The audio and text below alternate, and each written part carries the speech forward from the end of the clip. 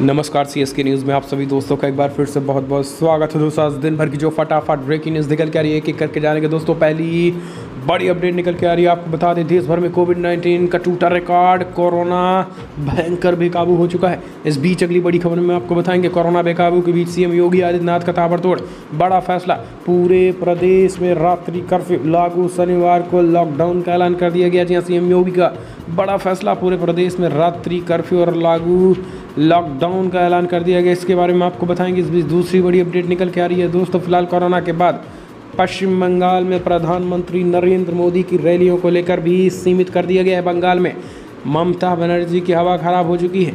इस बीच अगली बड़ी अपडेट, केंद्र सरकार का बड़ा फैसला, वैक्सीनेशन के बीच अमेरिका, ब्रिटेन, जापान के टीके को मंजूरी की अभी कोई ज़रूरत नहीं है। अमित शाह ने बताया किया बड़ा ऐलान। इस बीच सेना को मिली ध्रुव शास्त्र मिसाइल। जी हाँ, दुश्मन के टैंक का उड़ाने की पूरी क्षमता। जानेंगे इस खतरनाक मिसाइल के बारे में, कैसे चीन और पाकिस्तान के होश उड़ा दिए हैं। तो दोस्तों एक एक करके आपको विस्तार से बताएंगे। यूपी में कोविड-19 की वजह से राज्य प्राप्त दर्जा मंत्री का भी निधन हो चुका है, वो भी बताएंगे। सब कुछ खबरें जानेंगे, हालात देश भर में कोविड-19 के क्या हैं। लेकिन उससे पहले एक छोटा सा निवेदन, अगर आपने चैनल को सब्सक्राइब नहीं किया तो प्लीज़ सब्सक्राइब की लाल बटन दबाकर चैनल को सब्सक्राइब करें। और अगर आप भी मानते हैं कि प्रधानमंत्री मोदी हैं तो मुमकिन है, और अगर आप भी देश के वैज्ञानिकों पर गर्व करते हैं तो इस वीडियो को लाइक करके अपना समर्थन दर्ज करें। दरअसल पहली बड़ी अपडेट निकल के आ रही है। पिछले 24 घंटों में 2,59,000 नए केस दर्ज किए गए, रिकॉर्ड 1761 लोगों की मौत। जी हाँ, देश में जानलेवा कोरोना वायरस का प्रकोप बरकरार है और पिछले 24 घंटे में देश में कोरोना के 2,59,170 नए मामले दर्ज किए गए हैं। वहीं कुल 1761 लोगों की मौत हो गई है, जो एक दिन में सबसे ज़्यादा। देश में अब एक्टिव केसेस की कुल संख्या बढ़कर 20,31,977 हो गई है। आपको बता दें कि ताज़ा आंकड़े की बात करें तो कुल मामले 1,53,21,000 हो चुके हैं। कुल रिकवरी 1,31,08,000 हो चुकी है। इस बीच बड़ी खबर निकल के आ रही है, जहाँ पर 1,80,530 कुल एक्टिव केसेस, 20,31,977 हो गए। कुल टीकाकरण 12,71,00,000 हो गई है। कोविड-19 से हालात पूरी तरीके से ख़राब हो चुकी है। हम चलते हैं अगले अपडेट। सीएम योगी आदित्यनाथ का ताबड़तोड़ बड़ा फैसला, पूरे प्रदेश में रात्रि कर्फ्यू लागू, शनिवार रविवार रहेगा लॉकडाउन। यूपी में आज मतलब मंगलवार से हर रोज़ रात्रि कर्फ्यू लागू करने का ऐलान कर दिया। वहीं शुक्रवार रात 8 बजे से सोमवार सुबह 7 बजे तक लॉकडाउन लगाया जाएगा। यानी अभी तक केवल संडे को ही लॉकडाउन की बात की गई थी, लेकिन अब सैटरडे और संडे दोनों लॉकडाउन का ऐलान कर दिया गया। प्रदेश के मुख्यमंत्री योगी आदित्यनाथ ने शनिवार को टीम इलेक्शन के साथ हुई बैठक में निर्देश दिए। आपको बता दें कि अभी तक रात्रि कर्फ्यू उन्हीं जिलों में लागू किया गया था जहां हालात ज़्यादा खराब थे, पर कोरोना संक्रमितों की लगातार बढ़ती संख्या और हॉस्पिटलों में मची आपाधापी को देखते हुए सरकार ने ये निर्णय लिया। मुख्यमंत्री योगी ने अफसरों संग बैठक में कहा है कि कोविड-19 की इस विभीषिका के बीच संयम और धैर्य हमारा सबसे बड़ा हथियार है। ये बड़ी खबर निकल के आ रही है। आपको बता दें सीएम योगी आदित्यनाथ ने सैटरडे और संडे लॉकडाउन का ऐलान कर दिया। हम चलते हैं अपडेट। सेना को मिली ध्रुव शास्त्र मिसाइल, दुश्मनों के टैंक को उड़ाने की क्षमता। मेक इन इंडिया मुहिम के तहत देश की सेना को लगातार मजबूत किया जा रहा है। सेना की ताकत में एक और नाम जुड़ गया है। टैंक ध्रुव शास्त्र मिसाइल का सफल परीक्षण किया गया है। ये मिसाइल मेड इन इंडिया है और दुश्मन के पूरी तरीके से ध्वस्त करने पर आमादा है। इस बीच उड़ीसा के बालासोर में 15 से 16 जुलाई को इसका टेस्ट हुआ था। इसके बाद इसे सेना को सौंप दिया जाएगा। इसका इस्तेमाल भारतीय सेना के ध्रुव हेलीकॉप्टर के साथ किया जाएगा, यानी अटैक हेलीकॉप्टर ध्रुव पर भी इसी सही से तैनात किया जाएगा, ताकि वक्त आने पर दुश्मन को सबक सिखाया जा सके। हालांकि अभी जो टेस्ट किया गया है वो बिना हेलीकॉप्टर के किया गया है। इससे पहले एक मिसाइल का नाम था, जिसे अब बदलकर ध्रुव शास्त्र किया गया है। ये मिसाइल स्वदेशी है और इसकी क्षमता 4 किलोमीटर तक है। ये किसी भी टैंक को ख़त्म कर सकती है। ध्रुव हेलीकॉप्टर भी पूरी तरीके से स्वदेशी हेलीकॉप्टर ही है। हम चलते हैं अगली अपडेट। कोरोना का कहर, कांग्रेस के बाद भाजपा का ऐलान, बंगाल में नहीं होगी कोई बड़ी रैली। जी हाँ, कोरोना के मामलों में बेतहाशा वृद्धि और विपक्ष द्वारा बड़ी रैली को उठाए जा रहे सवालों के बीच भारतीय जनता पार्टी ने भी जनसभा को छोटी करने का फैसला लिया। भाजपा अध्यक्ष जेपी नड्डा ने कहा है कि पीएम मोदी की सभा में अब केवल 500 लोगों को इजाज़त दिया जाएगा। भाजपा मंगलवार से अपना बूथ कोरोना मुक्त अभियान चलाएगी एवं पार्टी राज्य के नागरिकों को 6 करोड़ मास्क के साथ सैनिटाइजर भी बांटेगी। पश्चिम बंगाल चुनाव को लेकर सबसे पहले कांग्रेस नेता ने ये बड़ा ऐलान किया था। आपको बता दें, राहुल गांधी ने रैली नहीं करने का फैसला किया था। उन्होंने कहा था कि फिलहाल कोरोना की बेकाबू रफ्तार की वजह से वो सभी रैलियां रद्द कर रहे हैं। उन्होंने कहा था कि फिलहाल राजनीतिक दलों को सोचना चाहिए कि ऐसे समय में इन रैलियों से जनता व देश को कितना खतरा होगा। हम चलते हैं अगले अपडेट के। सरकार का बड़ा फैसला, अमेरिका, ब्रिटेन, जापान के टीकों को मंजूरी की जरूरत नहीं है, अमित शाह ने बताया। जी हाँ, दोस्तों, देश में कोरोना के खौफ के बीच केंद्रीय गृह मंत्री अमित शाह ने आश्वस्त किया है कि फिलहाल केंद्र ने कुछ महत्वपूर्ण नीतिगत निर्णय किए हैं। मई से उनका असर दिखेगा। एक अहम फैसला यह भी है कि फिलहाल अमेरिका, ब्रिटेन, जापान और WHO ने जिन कोरोना टीके को मंजूरी दे दी है उन्हें भारत में मंजूरी लेने की ज़रूरत नहीं है। एक टीवी चैनल से चर्चा में गृह मंत्री अमित शाह ने सोमवार को कहा है कि केंद्र सरकार ने कोरोना की नई लहर को रोकने के लिए कई कदम उठाए हैं। विश्व में जहां भी दूसरी व तीसरी लहर आई है, पहली बार के मुकाबले 2.5 से 3 गुना तीव्र है। पहली लहर की तुलना में ये 2.5 से 3 गुना तेज़ है। इसमें जो नया वायरस बना है वो घातक कम है, लेकिन ये तेज़ी से फैलता है। वैज्ञानिक कोरोना के नए वायरस पर वैज्ञानिक तेज़ी से काम कर रहे हैं। हम चलते हैं अगली खबर लेते हैं। दोस्तों, पाकिस्तान में कट्टरपंथियों ने मचाया कोहराम, तो मनाने उतरे इमरान खान। जी हाँ, इमरान खान की मुश्किलें बढ़ गई है। पाकिस्तान में कट्टरपंथियों के हिंसक विरोध प्रदर्शन के आगे घुटने टेकते हुए खुद प्रधानमंत्री इमरान खान की डैमेज कंट्रोल के जरिए उतरे। उन्होंने देश के नाम संबोधन में इमामों को संबोधित करते हुए उनसे हिंसा बंद करने की अपील की। इमरान ने भारत की एक तरफ इशारों में कहा है कि फिलहाल इस हिंसा में दुश्मनों को फ़ायदा होगा। उन्होंने भारतीय न्यूज़ वेबसाइट के ऊपर भी अपनी खीज निकाली है। इमरान खान ने अपने संबोधन में कहा है, फिलहाल अपने उलेमा को उनको ख़ास तौर पर कहना चाहता हूँ कि आपको मेरे साथ मिलकर हमारी मदद करनी चाहिए और ये जो हो रहा है वो हमारे मुल्क को नुकसान पहुँचा रहा है, इससे तकलीफ़ पहुँचती और हमारे 800 पुलिस वाले घायल हैं और कई हादसों में पड़े हुए हैं। हम चलते हैं अपडेट। बड़ी खबर, महाराष्ट्र में कोरोना कर्फ्यू के नए नियम जारी। सुबह 7 बजे से 11 बजे तक के खुले रहेंगे जरूरी सामानों की दुकान।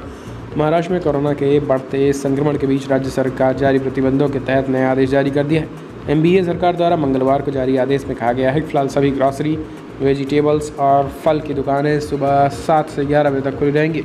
आदेश में कहा गया है कि सभी किराने का सामान, सब्जियों की दुकानों पर, फल विक्रेता, डेयरियाँ, बेकरी, कन्फेक्शनरी, सभी प्रकार की खाद्य दुकानें, चिकन, मटन, पोल्ट्री, मछली और अंडे सहित कृषि औजार और कृषि उपज से संबंधित दुकानें, पालतू पशुओं के भोजन की दुकानें केवल सुबह 7 बजे से 11 बजे के बीच खुलेंगी और ये आदेश एक व्यक्ति को लेकर एक संस्था पर लागू होंगे। हम चलते हैं अगले अपडेट। बंगाल में दीदी ने चंडी पाठ करने में देरी कर दी और अब वो अगली बार के लिए सोचे। अमित शाह ने कसा ममता दीदी पर तंज। दरअसल कोरोना संकट के बीच बंगाल विधानसभा चुनाव के 3 चरण बचे हुए और इस महामारी के चलते भले ही राजनीतिक दलों ने अपनी चुनावी रैलियों और प्रचार में कटौती कर दी, लेकिन आरोप प्रत्यारोप का दौर जारी है। इस बीच केंद्रीय गृह मंत्री अमित शाह ने कांग्रेस और TMC पर बड़ा हमला बोला है। आज तक से खास बातचीत में अमित शाह ने कहा है कि ममता बनर्जी चुनाव हार चुकी हैं। ममता दीदी तुष्टीकरण की राजनीति के खिलाफ जय जय श्री राम बंगाल का नारा है। चुनाव के लिए ममता बनर्जी ने चंडी पाठ करने में देरी कर दी है।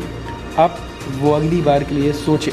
राहुल गांधी की रैली रद्द करने पर अमित शाह ने कहा है कि राहुल मुझे दिखाएं कि वो कौन सी रैली कर रहे थे। ये बेकार की बातें हैं कि वो बंगाल में रैलियां नहीं करेंगे।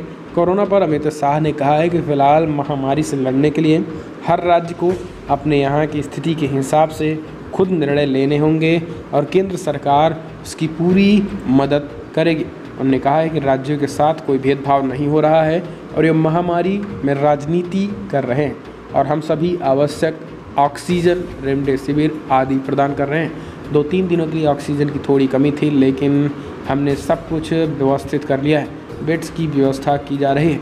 हम चलते हैं अगले अपडेट लेते हैं। इलाहाबाद हाई कोर्ट ने 5 शहरों में लॉकडाउन लगाने के दिए निर्देश। यूपी सरकार बोली अभी ज़रूरत नहीं है। जी हाँ, तो ये हमने आपको बताया कि कैसे हालात हैं। इस बीच अगली बड़ी खबर लेते हैं, जहाँ पर सुशांत सिंह सुसाइड केस के मामले में फिल्म बनने जा रही थी, लेकिन दिल्ली हाई कोर्ट में आज क्या है, पिता ने रोक की मांग की। दिल्ली हाई कोर्ट में दिवंगत अभिनेता सुशांत सिंह राजपूत के पिता की ओर से दायर एक याचिका पर अभिनेता की ज़िंदगी पर आधारित फिल्म प्रस्तावित और आगामी फिल्म के निर्माताओं को मंगलवार को नोटिस जारी किया गया। याचिका में सुशांत के पिता कृष्ण किशोर सिंह ने फिल्म में उनके बेटे के नाम या उनसे मिलते जुलते पात्रों के इस्तेमाल पर रोक लगाने की मांग की है। न्यायमूर्ति मनोज कुमार ओहरी ने फिल्म निर्माताओं को नोटिस जारी कर उनसे 24 मई तक याचिका पर जवाब मांगा है। याचिका में कहा गया है कि फिल्मकार हालात पर फ़ायदा उठा रहे हैं और अपने छिपे हुए मकसदों को पूरा करने के लिहाज से मौके को भुनाने का प्रयास कर रहे हैं। इसमें कहा गया है कि याचिकाकर्ताओं को आशंका है कि तरह तरह की सामग्री प्रकाशित की जाएगी और जिसमें राजपूत और उनके परिवार की प्रतिष्ठा को नुकसान पहुंच सकता है। हम चलते हैं अपडेट लेते हैं दोस्तों। बड़ी खबर निकल के आ रही है। प्रधानमंत्री नरेंद्र मोदी ने यूपी के मुख्यमंत्री योगी आदित्यनाथ से की बात। कोरोना की सिचुएशन को लेकर जाना हाल। प्रधानमंत्री नरेंद्र मोदी सोमवार को यूपी के मुख्यमंत्री योगी आदित्यनाथ से बातचीत की। इस दौरान पीएम मोदी ने यूपी में कोविड-19 की सिचुएशन और कोरोना संक्रमण को नियंत्रित करने के लिए राज्य सरकार द्वारा किए जा रहे प्रयासों की जानकारी ली। राज्य सरकार के एक प्रवक्ता ने बताया कि मुख्यमंत्री योगी ने प्रधानमंत्री को बताया कि राज्य सरकार कोरोना संक्रमण के नियंत्रण करने के लिए पूरी तरीके प्रतिबद्धता के साथ कार्य कर रही है। कोविड-19 की रोकथाम के लिए आईसीयू बिस्तरों की उपलब्धता के साथ साथ ऑक्सीजन की अनवरत आपूर्ति और व्यापक जांच की रणनीति पर काम किया जा रहा है। प्रवक्ता के अनुसार प्रधानमंत्री ने प्रदेश में निजी प्रयोगशालाओं द्वारा RT-PCR जांच किए जाने के बारे में मुख्यमंत्री से जानकारी प्राप्त की हुई है। हम चलते हैं अगले अपडेट लेते हैं। तो दोस्तों फिलहाल योगी सरकार में दर्जा प्राप्त राज्य मंत्री हनुमान स्वरूप मिश्र का निधन। PGI में दुखद खबर। यूपी में कोरोना का हालात भयावह है। यही कारण है कि सीएम योगी लॉकडाउन लगाने का ऐलान कर दिया। यूपी में कोरोना संक्रमण की रफ्तार बेहद तेज है और इस बीच रोज हजारों केस आ रहे हैं। इस बीच बड़ी खबर। यूपी सरकार में दर्जा प्राप्त राज्य मंत्री हनुमान स्वरूप मिश्रा का निधन हो गया। वह लखनऊ के SPGI में एडमिट थे। उनका PGI में कई दिनों से इलाज चल रहा था। जानकारी के अनुसार हनुमान मिश्रा बीजेपी के कद्दावर नेता माने जाते थे और वो बीजेपी नेता श्याम बिहारी मिश्र के भतीजे थे। उनका लखनऊ में काफ़ी दिनों से इलाज चल रहा था। इसके साथ ही अंतिम संस्कार होगा। आपको बता दें कि हनुमान मिश्र लंबे समय से किडनी की बीमारी से जूझ रहे थे। सुबह उन्हें SPGI के इलाज के दौरान अंतिम सांस भी ली। हम चलते हैं अपडेट लेते हैं दोस्तों। बड़ी खबर निकल के आ रही है यूपी में, जहां पर कोरोना नियंत्रण के बीच अब सरकार के फैसले के बाद अब वैक्सीन स्पुतनिक वी की पहली खेप आ गई। मई में शुरू होगा उत्पादन। जी हाँ, दरअसल भारत में जारी वैक्सीन कार्यक्रम को रफ्तार मिलने जा रही है और रूस की वैक्सीन स्पुतनिक 5 की पहली खेप अगले 10 दिनों में भारत आ रही है। इसके साथ ही देश में वैक्सीन का उत्पादन मई से शुरू हो जाएगा। इस बात की जानकारी भारतीय राजदूत पाला वेंकटेश शर्मा ने दी। उन्होंने कहा है कि फिलहाल उत्पादन 5 करोड़ डोज प्रति महीने हो सकता है और ख़ास बात तो यह है कि स्पुतनिक 5 भारत में इस्तेमाल होने वाली तीसरी वैक्सीन होगी। ये बड़ी खबर निकल के आ रही है वैक्सीन को लेकर, जहां पर कोविड-19 की वैक्सीन से ये हालात हैं। हम चलते हैं अपडेट। पूर्व प्रधानमंत्री मनमोहन सिंह को हुआ कोरोना। हालात प्रधानमंत्री मोदी ने जाना है। जी हाँ, आपको बता दें कि पूर्व प्रधानमंत्री मनमोहन सिंह को वैक्सीन हुआ है। उनकी तबीयत फिलहाल स्थिर है। एम्स में भर्ती कराया गया है। प्रधानमंत्री मोदी ने भी उनका हालचाल फ़ोन कर जाना। हम चलते हैं अपडेट। पश्चिम बंगाल चुनाव के बीच दिलीप घोष ने TMC पर बोला हमला। कहा पार्टी की हालत ख़राब हो गई है। ममता की विदाई 2 मई को तय है। तृणमूल कांग्रेस की ओर से चुनाव मैदान में उतरे राज्य के मंत्री फरहाद हकीम ने चुनाव प्रचार के दौरान बीजेपी को खूब अपशब्द कहे हैं। उसका जवाब देते हुए पश्चिम बंगाल बीजेपी के अध्यक्ष दिलीप घोष ने कहा कि TMC की हालत ख़राब हो गई है। उनके मुख्यमंत्री, उनके अन्य मंत्रियों की कुछ पता नहीं है वे क्या कह रहे हैं और उन्हें क्या समझ में आ रहा है, क्योंकि हर बीतते दिन उनके हाथ से वोट निकलते जा रहे हैं। TMC उम्मीदवार फरहाद हकीम एक वीडियो सोशल मीडिया पर वायरल हो रहा है। इस वीडियो में दिख रहा है कि फ़िलहाल ये बीजेपी के नेताओं और समर्थकों को मारने की धमकी देते दिखाई दे रहे हैं। तो दोस्तों फिलहाल बड़ी खबरों में इतना ही, लेकिन अगर आपको वीडियो पसंद आया तो लाइक करें, शेयर करें, कमेंट के माध्यम से आप अपनी राय देना ना भूलें। इस वीडियो तो नहीं। जय हिंद, वंदे मातरम।